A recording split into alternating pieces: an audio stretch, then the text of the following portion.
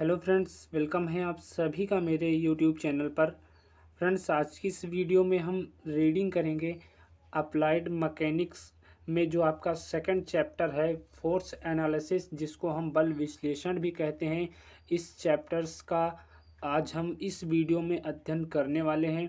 तो फ्रेंड्स, मैं टॉपिक्स बता दूं कि कौन कौन से टॉपिक्स आज की इस वीडियो में हम कवर करने वाले हैं। यहाँ पर हम जानेंगे बल विश्लेषण क्या होता है, बल निकाय क्या होता है।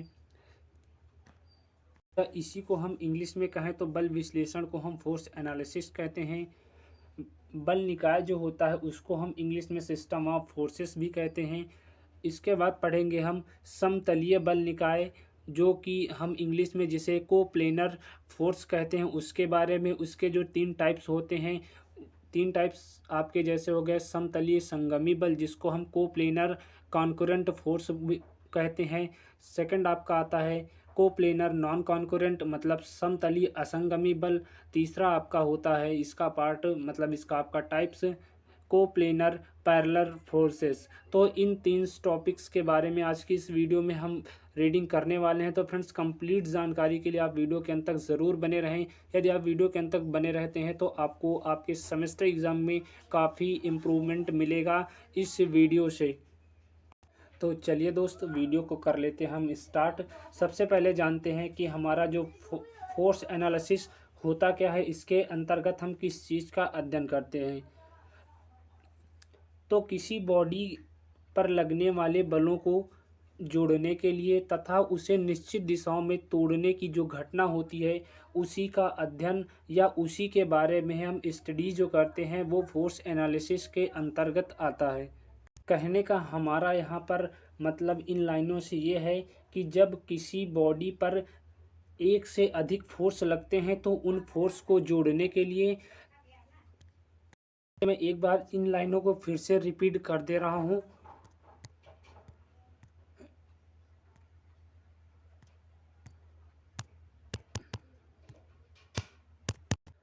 देखिए, जब हम किसी बॉडी पर एक से अधिक फोर्स को लगाते हैं या एक से अधिक फोर्स को वहाँ पर अप्लाई किया जाता है, या इसी को हम समझ सकते हैं कि जब हम किसी बॉडी पर एक से लगने वाले अधिक बलों को जोड़ते हैं या उसी बल को एक निश्चित दिशा में तोड़ते हैं, तो उसी क्रिया का अध्ययन हम बल विश्लेषण के अंतर्गत करते हैं। नेक्स्ट देख लेते हैं कि बल निकाय क्या होता है। इसी को हम इंग्लिश में सिस्टम ऑफ फोर्स भी बोलते हैं। इसके बारे में अध्ययन कर लेते हैं। चलिए इसकी डेफिनेशन देख लेते हैं। बलों के विभिन्न समूहों को बल निकाय कहते हैं। कहने का मतलब हमारा यहाँ पर ये है कि जहाँ पर एक से अधिक बलों के समूह कार्य करते हैं, उन्हीं को हम बल निकाय कहते हैं। या इसी को आप सिंपली भाषा में ऐसे भी लिख सकते हैं कि एक से अधिक बलों के समूह को बल निकाय कहा जाता है।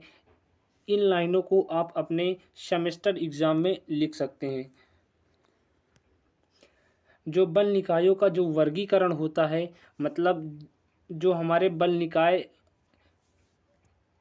जब इनका क्लासिफिकेशन किया जाता है सिस्टम ऑफ फोर्सेस का, तो ये उनकी दिशा पर, उनकी क्रिया बिंदु पर तथा उनके क्रिया समतल पर डिपेंड करते हैं कि उनकी जो क्रिया रेखाएं हैं वो कौन सी हैं, उनकी दिशा कौन सी है और उनकी जो क्रिया बिंदु है वो किस प्रकार की हैं, उन पर यह डिपेंड करता है सिस्टम ऑफ फोर्सेस का हमारा क्लासिफिकेशन।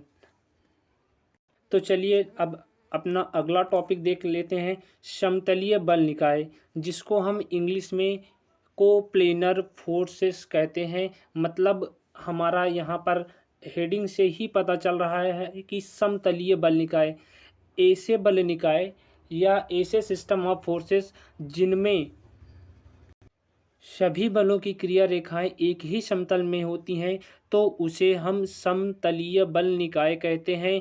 आप इस डेफिनेशन को अपने सेमेस्टर एग्ज़ाम में काफ़ी अच्छे तरीके से यहाँ पर लिख सकते हैं कि जिस बल निकाय में सभी बलों की क्रिया रेखाएं एक ही समतल में होती हैं, उसे ही हम समतलीय बल निकाय कहते हैं। और ये हमारे 3 टाइप्स के होते हैं। ठीक है, ये 3 टाइप्स के हमारे पास होते हैं। इसका हेडिंग से ही हमारा क्लियर हो जाता है कि समतलीय बल निकाय मतलब एक ही समतल में लगने वाले बल। अब इसके टाइप्स पढ़ लेते हैं। तो ये हमारे 3 टाइप्स के होते हैं। पहला होता है हमारा समतलीय संगमी बल, जिसको हम कोप्लेनर कंकरेंट फोर्सेस भी कहते हैं। इसको आप इंग्लिश में भी लिख सकते हैं।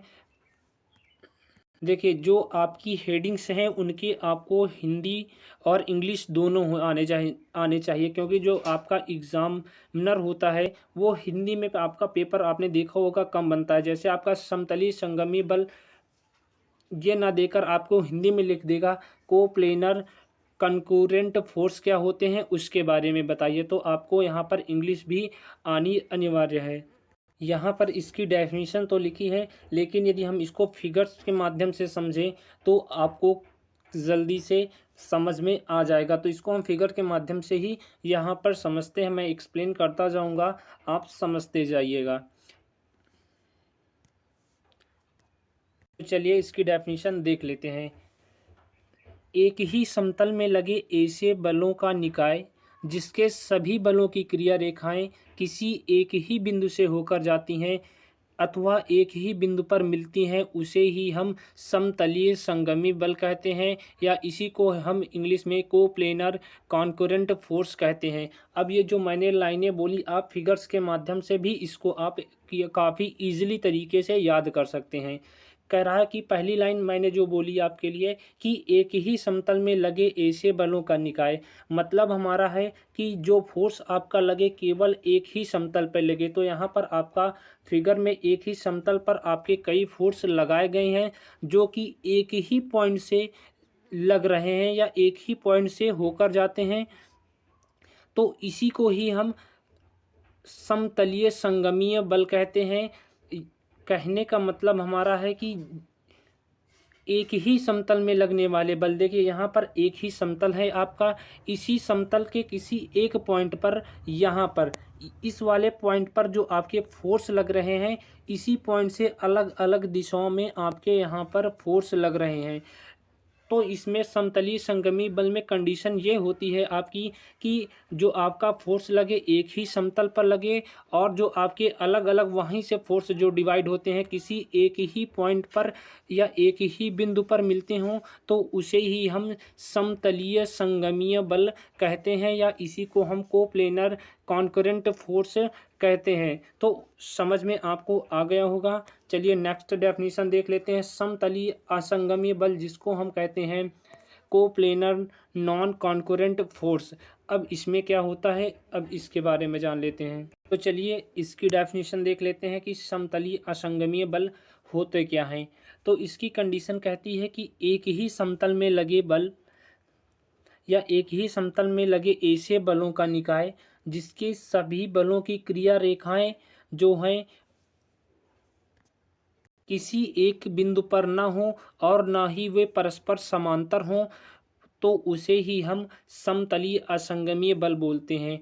जैसे आपका था समतलीय संगमी बल जिसे हम इंग्लिश में कोप्लेनर कॉन्करेंट फोर्स कहते हैं, तो वहाँ पर कंडीशन क्या थी, मैं आपको यहाँ पर एक फिगर के माध्यम से फिर यहाँ से बता दूँ।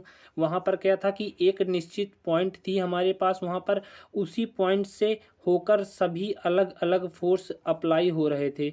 तो वहाँ पर था कि प्लेन भी हमारा एक हो और जो फोर्स लग रहे हों वो भी एक पॉइंट पर ही लग रहे हों अलग अलग दिशाओं में, तो वो आपका कहलाता था कॉन्करेंट फोर्स। अब नॉन कॉन्करेंट में क्या है कि यहाँ पर फोर्स तो आपका एक समतल में लग रहा है, लेकिन यहाँ पर किसी एक निश्चित पॉइंट पर फोर्स आपका नहीं लग रहा है। तो यही कंडीशन आपकी समतलीय असंगमी बल जिसको हम नॉन कॉन्करेंट फोर्स कहते हैं उसी के अंतर्गत आती है। चलिए नेक्स्ट देख लेते हैं, और अंतिम टॉपिक है जो आज का।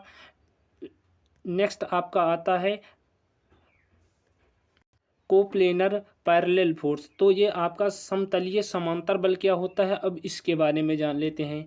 अब इसमें भी सेम कंडीशन आपकी होती कहती है कि एक ही समतल में, जो समतलीय बल की बात करें तो आप समझ जाइएगा कि जब फोर्स जो आपका अप्लाई होगा वो केवल एक ही समतल में अप्लाई होगा। तो चलिए इसकी डेफिनेशन देख लेते हैं।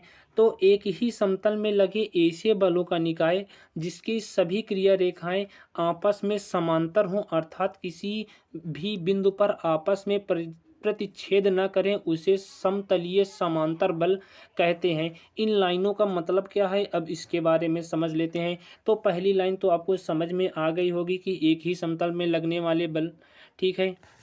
अब दूसरी यहाँ पर कहती है लाइन की जिसके सभी क्रिया रेखाएं आपस में समांतर हों, मतलब कि एक निश्चित दूरी पर एक दूसरे से हों।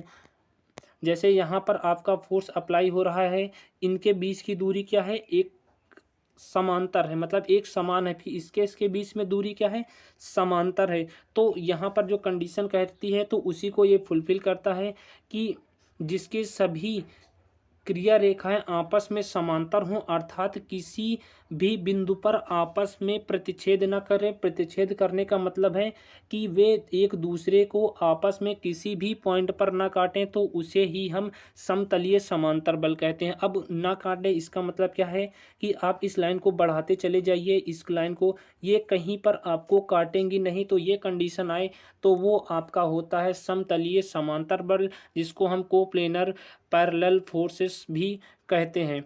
तो ये था फ्रेंड्स आज का टॉपिक जो अभी हो चुका है कंप्लीट। उम्मीद करता हूँ फ्रेंड्स वीडियो आपको पसंद आया हो तो वीडियो को लाइक और शेयर, और चैनल पर पहली बार आए हैं तो चैनल को आप सब्सक्राइब कर लीजिएगा।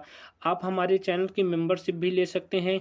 यदि आप चैनल की मेंबरशिप लेते हैं तो आपको काफ़ी अच्छी फैसिलिटीज़ मैं प्रोवाइड कराऊंगा, आपके लिए कम्युनिटी पोस्ट डालूंगा जो आपके सेमेस्टर एग्ज़ाम के लिए काफ़ी हेल्पफुल होगी।